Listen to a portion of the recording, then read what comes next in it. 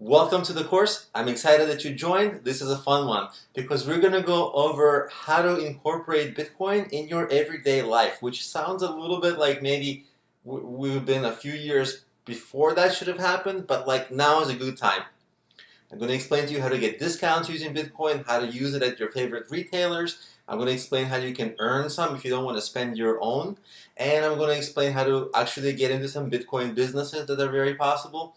And we're going to talk a little bit about investment. Although I'm not a lawyer, I'm not an accountant, and so I'm not a politician, so there's a lot of things around Bitcoin that I can't touch. Like I can't give you direct investing advice, I can't give you legal advice, and I can't give you accounting advice. But what I can do is I'm gonna help you help you get into Bitcoin in an easy way, starting with what the heck is it, where to buy it, how to use it, how to earn it, stuff like that. It's exciting for me because it's a new frontier in the world in a way. And with that, let's just get started.